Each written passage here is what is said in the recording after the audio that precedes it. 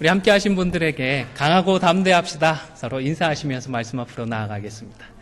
강하고 담대합시다. 네, 감사합니다. 우리 조금 예배당 기온이 높은 것 같은데 우리 양해해 주시고 찬양대원들 가운 벗고 조금 시원하게 하신 말씀 앞으로 나아가도록 하겠습니다.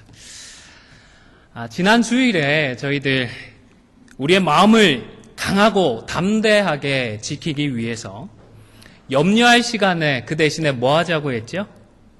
기도하자고 했습니다. 또 그 어떤 것도 우리를 하나님의 그 사랑에서 끊을 것이 있다고요? 없다고요? 없다라는 사실도 분명히 확인을 했습니다.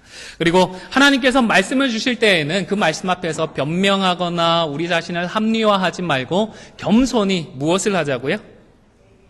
회개하자. 100점입니다. 다 기억하시는데요. 감사합니다. 오늘도 같은 본문의 말씀에서 출발을 해서 조금 더 말씀의 은혜를 나누고자 합니다. 여러분, 하나님께서 여호수아와 이스라엘 백성 그리고 오늘을 살아가는 우리들에게 마음을 강하게 해라, 담대해야 한다라고 말씀을 하시는 것은 약속은 분명히 있지만 그래도 눈앞으로 이제 서 있는 현실을 바라보면 절대로 무너질 것 같지 않은 견고한 진과도 같은 그곳을 향해서 믿음으로 나아가라는 것입니다. 하나님을 의지하고 말씀에 순종해서 약속대로 하나님께서 주실 줄로 믿고 강하고 담대하게 계속해서 나아가자는 것입니다. 그러나 이 말씀은 단순히 앞으로 나갈 미래만을 생각해 보자는 말씀은 아닌 것 같습니다. 강하고 담대하지 못했던 과거 때문에 더 신경을 써서 거듭 무려 3번이나 강조해서 말씀하시는 것일 것 같다라는 생각이 듭니다. 지금까지 강하고 담대했다면 이렇게 말씀하실 필요가 없지 않았겠습니까? 말 안 해도 잘할 것 같으면 굳이 두말할 필요가 없는 것입니다. 과거 이스라엘 백성들이 마음을 강하고 담대하게 하지 못했을 때에 그들의 삶 가운데에 어떤 일이 있었는지를 기억해 보시기를 바랍니다. 하나님께서 전능하신 손으로 애굽에서 그들을 구출해 주셨습니다. 구원해 주셨습니다. 출애굽한 이후에도 불기둥, 구름기둥으로 이스라엘 백성들을 지켜 인도해 주셨습니다. 그런데 홍해 앞에서 그들을 쫓아오는 애굽의 군대를 보게 되었습니다. 그들을 바라보면서 이스라엘 백성들은 그만 마음을 지키지 못했습니다. 강하지도 못했고 담대하지도 못했습니다. 그래서 하나님께 부르짖고 모세를 불평하고 모세에게 원망하고 말았습니다. 또 마라의 샘에 도착해서는 어떠했습니까? 물을 마실 수 있다 기대를 하고 그곳에 도착했지만 정작 그곳의 물은 너무 써서 마실 수가 없었습니다. 그때에도 그들은 마음을 지키지 못했습니다. 강하지 못했고 담대하지 못했습니다. 그래서 모세를 또 원망했다라고 기록을 하고 있습니다. 출애굽한 이후에 2달 정도가 지났습니다. 신광야에 도착을 했을 때에도 또 마찬가지였습니다. 이번에는 마음껏 먹고 싶은데 먹을 것이 충분하지가 않는 것입니다. 굶어 죽을 것 같은 그런 상황은 아니었습니다. 생존해왔고 앞으로도 버틸 수는 있을 것 같았습니다. 그런데 애굽에서 먹던 떡이 그립고 고기가 너무 먹고 싶은 것입니다. 왜 우리도 다이어트 할 때 보면 탄수화물이 막 땡기고 기름진 단백질이 그렇게 그립지 않습니까? 이해할 수는 있을 것 같습니다. 그런데 어쨌든 마음을 지키지 못하니까 출애굽기 16장 2절에 보면 이스라엘 온 회중이 모세와 아론을 원망해 버렸다라고 기록을 하는 것입니다. 이것뿐만이 아닙니다. 참 반복을 합니다. 르비딤에서는 마실 물이 없었습니다. 생존의 기로에 놓이기는 했지만 그만 이 생존의 문제로 마음을 지키지 못했습니다. 그래서 출애굽기 17장 2절에 보면 모세와 다투었다라고 하고 여호와를 시험했다라고까지 표현을 하고 있습니다. 또 나중에 가서 민수기 13장, 14장에 가면 12정탐꾼의 보고와 그리고 그 보고를 들은 이스라엘 백성들의 반응이 기록되는데요. 익히 잘 아시는 그대로입니다. 12명 중에서 몇 명이 불신앙의 보고를 했죠? 10명이 불신앙의 보고를 했습니다. 그런데 그 보고를 듣고 마음을 강하게 하고 담대했어야 하는데 마음을 지키지 못했습니다. 마음이 흔들렸습니다. 그래서 어떻게 했나요?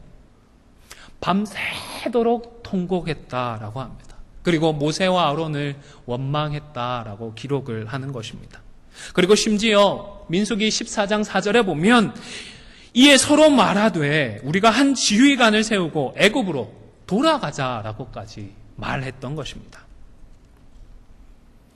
여러분, 전에도 말씀드렸지만 성경 역사를 보면 출애굽기 시기만큼 기적과 이적이 풍성하게 나타났던 시기가 별로 없습니다.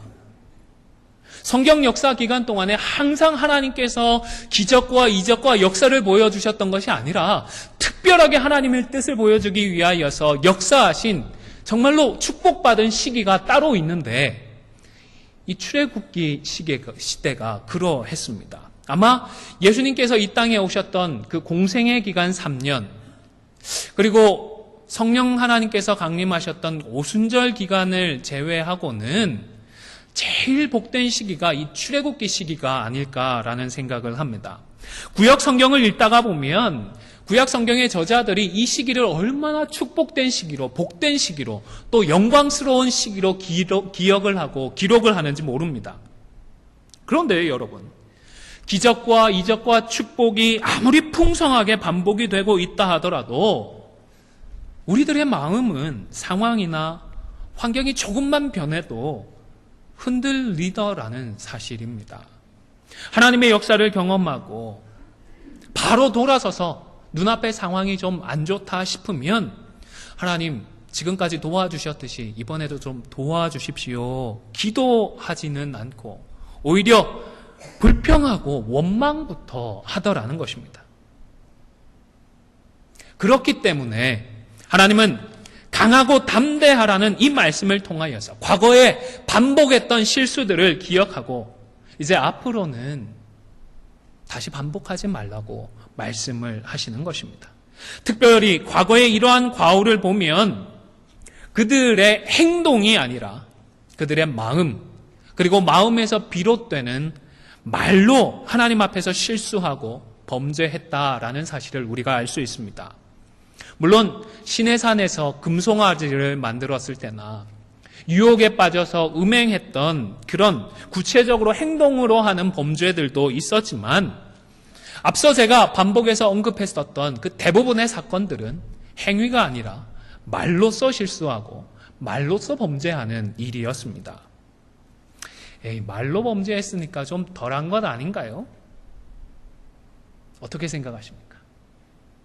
물론 시내산 언약 이전에는 하나님께서 아무리 말로 실수를 하고 불평하고 원망하고 범죄를 해도 하나님께서 따로 심판하시거나 벌하시지는 않으셨습니다. 그런데 이것이 말로 하는 것이 좀 덜한 죄이기 때문에, 덜한 실수이기 때문에 참아주셨던 것은 아닙니다. 시내산에서 언약이 체결되기 이전이었기 때문입니다. 하나님께서 우리의 하나님이 되시고 우리가 하나님의 백성이 된다라고 하는 이 언약을 맺기 이전이었기 때문에 하나님께서 참아주시고 또 참아주셨던 것이지, 서로 약속을 하고 하나님으로 또 하나님의 백성으로 살기로 다짐하고 난 뒤에는 하나님께서 단호하게 심판하셨습니다. 금송아지 우상 숭배를 했을 때에는 레위 자손을 통하여서 3,000명을 처형하셨습니다. 점탐꾼의 그 불신앙의 보고를 받고 하나님께 불평하고 밤새도록 통곡했을 때는 어떻게 되었죠? 죽지는 않았지만 광야에서 40년이나 헤매는 벌을 받게 되었던 것입니다. 말로 범죄해도, 말로 실수해도 행동으로 하나님 앞에 잘못한 것처럼 똑같이 벌하셨던 것입니다. 출애굽 사건 때만 말이 중요한 것도 아닙니다. 하나님의 백성들에게 말은 언제나 행동만큼 중요합니다. 여러분, 10계명 중에 제 9계명이 뭐죠? 내 이웃에 대해서 거짓 행동을 하지 말라고요? 증언하지 말라. 말로 범죄하지 말라고 말씀을 하셨습니다. 우리 찬양대원 가운 벗으시죠? 더우신 것 같은데. 네. 또 초대교회 당시에 우리 아나니아와 삽비라가 성령을 회방해서 죽임을 당했습니다. 그들의 행동이 악했나요? 아니지 않습니까? 재산을 팔아서 무려 절반이나 하나님께 헌물을 했습니다. 행동 자체가 얼마나 귀한지 모릅니다. 초대교회에서 그렇게 한 사람이 과연 얼마나 더 있었을까요? 그렇게 헌신한 사람이 그렇게 많지 않았을 것입니다. 그런데 같은 날 남편과 아내가 죽임을 당했습니다. 무엇 때문이었죠?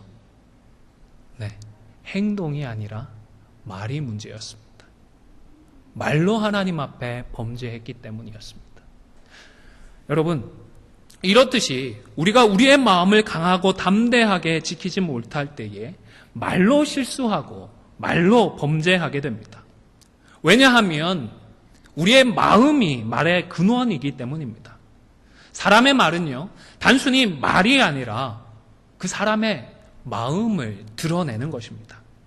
아나니아와 삽비라의 거짓말은 그저 단순한 말이 아니라 그들의 마음을 드러냈습니다. 사람을 속일 수 있는 것처럼 성령 하나님도 내가 속일 수 있다라는 교만과 악이 드러났던 것입니다. 예수님도 마음과 말의 관계에 대해서 일찍이 말씀해 주셨던 바 있습니다. 마태복음 12장 34절에서 35절을 화면을 보시면서 같이 한번 읽도록 하겠습니다. 같이 읽겠습니다. 시작. 독사의 자식들아, 너희는 악하니 어떻게 선한 말을 할 수 있느냐? 이는 마음에 가득한 것을 입으로 말함이라. 선한 사람은 그 쌓은 선에서 선한 것을 내고 악한 사람은 그 쌓은 악에서 악한 것을 내느니라. 예수님께서 뭐라고 하셨죠? 마음에 가득한 것을 어디로 낸다고요? 입으로. 우리의 입에서 나오는 것은 결국 우리의 마음에서부터 비롯되었다라고 말씀을 하시는 것입니다.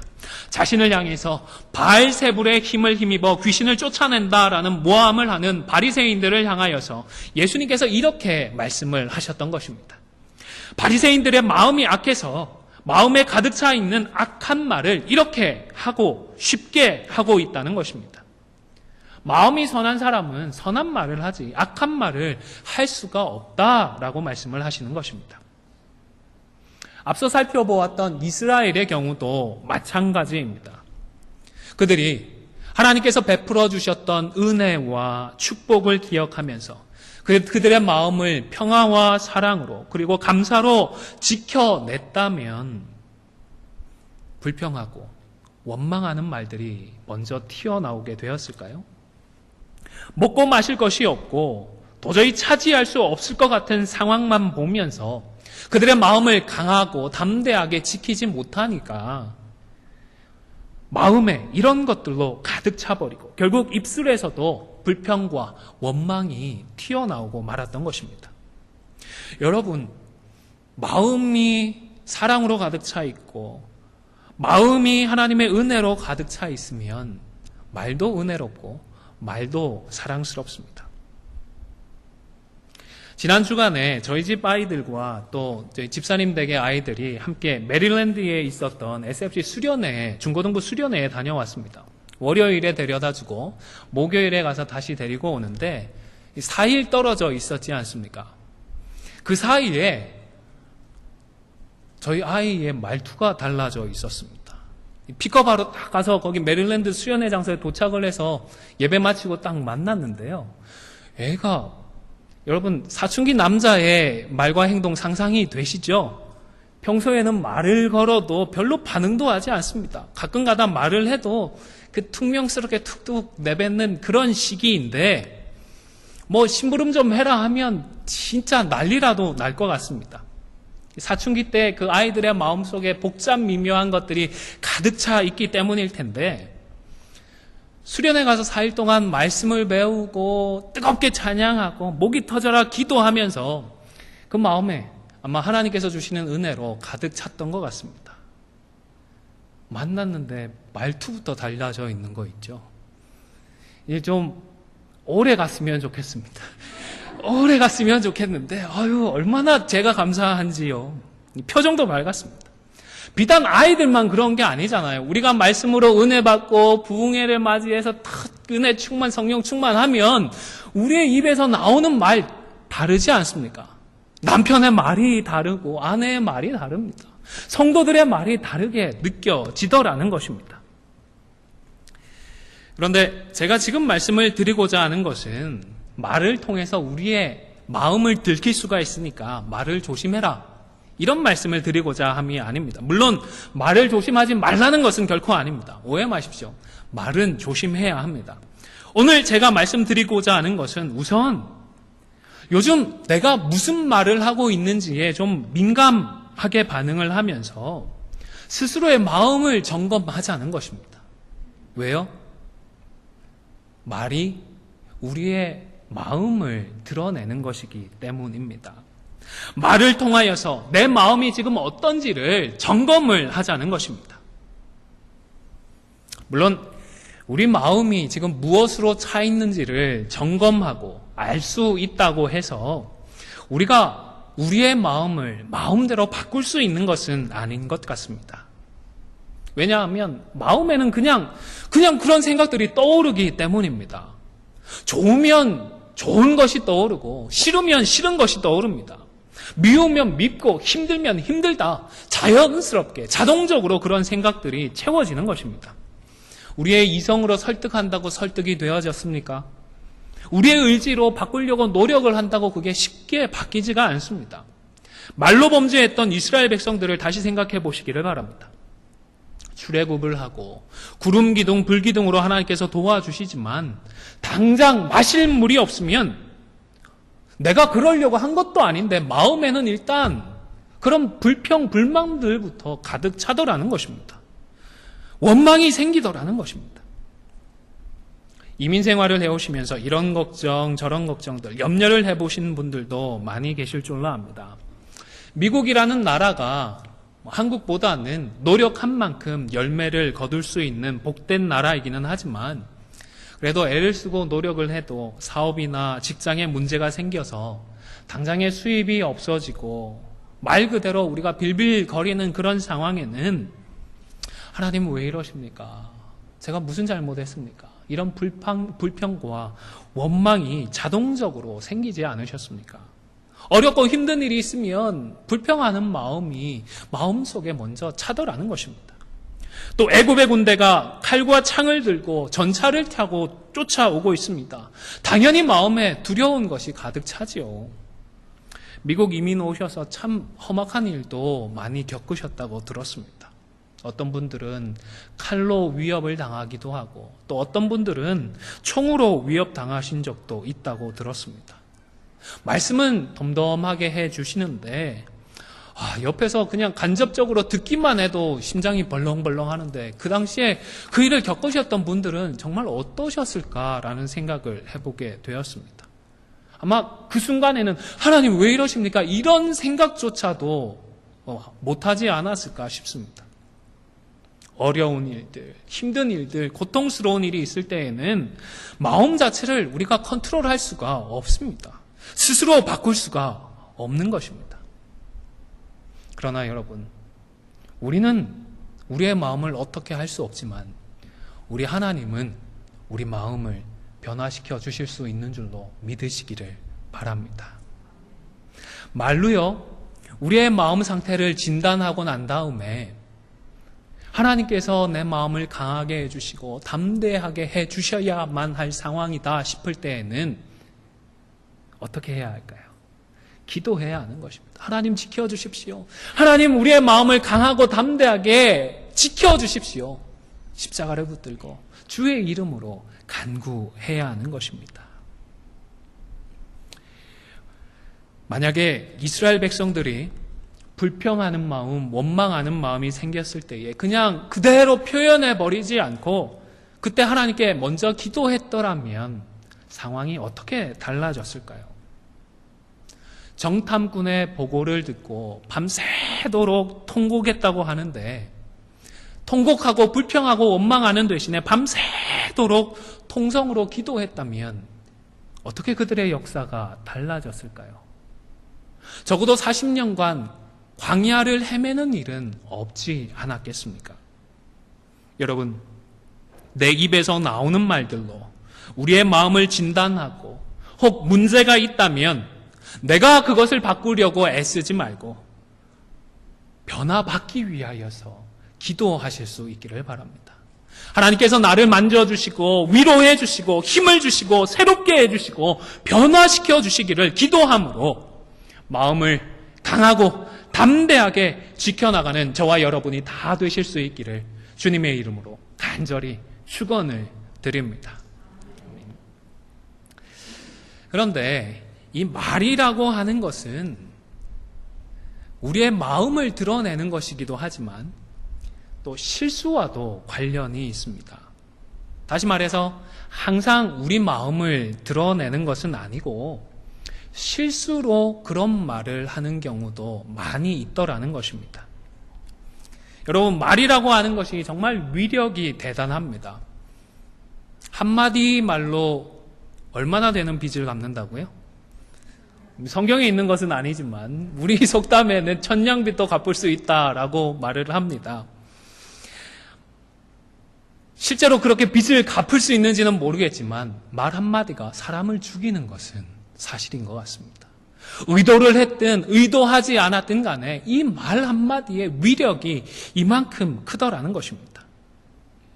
말을 듣는 사람에게만 상처가 되고 고통이 되는 것이 아니라 사실은 말을 하는 사람도 같이 상처를 받습니다. 그렇기 때문에 우선 말을 하는 사람이 말하기를 조심해야 합니다. 그러나 못지않게 말을 듣는 사람도 잘 들어야 합니다. 그 사람의 마음이 말로 이렇게 드러났다라고 섣부르게 속단하지 말고 우선은 좀 실수하셨겠거니 생각을 해 주십시오. 이것이 훨씬 지혜롭다 싶습니다. 실제로 어떤 의도를 가지고 내 마음에 상처를 주려고 내 마음 상하게 하려고 그런 말을 하는 경우는 극히 드뭅니다. 대부분 실수입니다. 잘 아시지 않습니까? 나부터가 실수로 그런 말을 해왔는데요. 야고보서 3장 2절의 말씀을 같이 읽도록 하겠습니다. 화면을 보십시오. 시작. 우리가 다 실수가 많으니 만일 말에 실수가 없는 자라면 곧 온전한 사람이라 능히 온 몸도 굴레 씌우리라. 제가 한 말이 아니고요. 누가 한 말씀이죠? 사도 야고보가 말씀하셨습니다. 하나님께서 야고보를 통하여서 우리의 삶을 진단해 주셨습니다. 우리는 다 뭐가 많은 사람들이요? 제가 실수가 많을까요? 적을까요? 적다고 하시면 위험합니다. 저도 실수가 많은 사람입니다. 나도 실수가 많은 사람이고 우리 모두가 실수가 많은 사람입니다. 특별히 또 뭐에 실수가 많다고요? 말에 실수가 많습니다. 이것이 우리 인생입니다. 몰라서 실수하고 생각 못해서 말로 실수하고 아니 생각이 없어서 말로 실수하는 것이 저와 여러분입니다. 여러분도 실수하시고 또 실수하셔서 후회 많이 해오셨잖아요. 그때 참 그렇게 말하지 말걸. 그때는 좀 다르게 말해볼걸. 참 많이 껄껄껄 해오셨잖아요. 그렇기 때문이라도 나만 후회하는 것이 아니라 다른 성도들도 이렇게 말해놓고 후회하고 있을 것이라고 믿어주시기를 바랍니다. 그리고 실수를 줄이기 위해서 우리는 말을 훈련해야 합니다. 훈련이 필요합니다. 그러면 어떤 말의 훈련이 필요할까요? 말을 하기 전에 이 말이 어떻게 전달되어질까? 상대방에게 어떻게 해석되어질까? 한 번쯤은 생각으로 미리 걸러보시면 좋겠습니다. 잠언 15장 28절 말씀을 화면을 보시면서 한 번 더 같이 읽겠습니다. 시작. 의인의 마음은 대답할 말을 깊이 생각하여도 악인의 입은 악을 쏟느니라. 잠언서를 읽을 때에 의인과 악인, 지혜로운 사람, 미련한 사람 이런 대조를 자주 보이는데 그저 악한 행동을 하고 선한 행동을 하는 이런 사람으로만 이해하지 말고 의인은 하나님과 좋은 관계를 맺고 하나님을 잘 믿고 살아가는 사람으로 이해를 하시면 되고, 악인, 미련한 사람, 이런 분들은 하나님 없이 하나님과의 관계에서 멀리 떠나서 살아가는 사람들이다 이해를 하시면 거의 틀림이 없다 싶습니다. 그래서 잠언서 15장의 말씀을 보시면 하나님을 사랑하고 하나님을 믿고 하나님과의 관계에서 살아가고자 노력하는 사람은 대답할 말을 어떻게 한다고요? 깊이 생각한다라고 말씀을 하고 있는 것입니다. 말을 하기 전에 한두 번 정도 먼저 생각을 하고 그래도 괜찮다 싶을 때에 말을 하는 이런 말의 훈련을 하실 수 있기를 바랍니다. 또한 다른 사람의 말을 잘 들어주는 훈련도 해야 합니다. 잠언 18장 13절의 말씀도 함께 읽겠습니다. 시작. 사연을 듣기 전에 대답하는 자는 미련하여 욕을 당하느니라. 어떻게 다른 분들의 말씀을 끝까지 잘 들어주시나요? 우리 현대인들이 우리 속에 하고 싶은 말이 너무 많은 것 같습니다. 남의 말을 듣기보다는 내가 할 말을 먼저 다 쏟아내어야 하는 것 같습니다. 그러나 하나님은 다른 사람의 사연을 먼저 다 듣고 대답하기를 우리들에게 기대하시는 것입니다. 세 번째로 우리가 말을 할 때에 대화를 할 때에 감정에 휩쓸리거나 또 감정을 전달하지 않는 이런 훈련을 해야 합니다. 잠언 29장 11절 말씀을 같이 읽겠습니다. 시작. 어리석은 자는 자기의 노를 다 드러내어도 지혜로운 자는 그것을 억제하느니라. 하나님 앞에서 바로 살고자 하나님을 기쁘시게 하고자 하는 성도는 노나 분이나 억울함이나 이런 감정들을 스스로 억제합니다. 마지막 네 번째로 무엇보다 말을 아끼는 훈련을 하실 수 있기를 바랍니다. 잠언 17장 27절에 보면 말을 아끼는 자는 지식이 있다라고 말씀을 하셨고 명철한 자는 잠잠하다라고도 잠언 11장에서 말씀을 하셨습니다. 우리 모두가 완벽한 사람들이 아닙니다. 그러다 보니 말이 많으면 실수가 많을 수밖에 없습니다. 아무리 노력하고 아무리 훈련을 해도 결국에는 말을 많이 하는 사람이 실수가 많을 수밖에 없습니다. 그래서 훈련을 통하여서 우리는 말을 아낄 수가 있어야 하는 것입니다. 이제 말씀을 정리하고자 합니다. 우리가 하는 말들에 좀 예민해서 우리의 마음의 상태가 어떠한지를 점검하고 그리고 진단한 그 마음을 위하여서 하나님 앞에 나아가 기도함으로 우리의 마음을 강하고 담대하게 지켜낼 수 있기를 바랍니다. 뿐만 아니라 말로 하는 실수를 줄이기 위하여서 오늘 하나님께서 잠언서를 통하여 주셨던 이 말씀들을 의지하여 계속해서 훈련해 나가실 수 있기를 바랍니다. 마지막으로 우리 이혜인 시인의 말을 위한 기도라고 하는 시의 한 부분을 같이 읽도록 하겠습니다.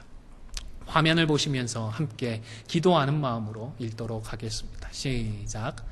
날마다 내가 말을 하고 살도록 허락하신 주여, 하나의 말을 잘 탄생시키기 위하여 먼저 잘 침묵하는 지혜를 깨우치게 하소서. 해프지 않으면서 풍부하고 경박하지 않으면서 유쾌하고 과장하지 않으면서 품이 있는 한마디의 말을 위해 때로는 진통 겪는 어둠의 순간을 이겨내게 하소서.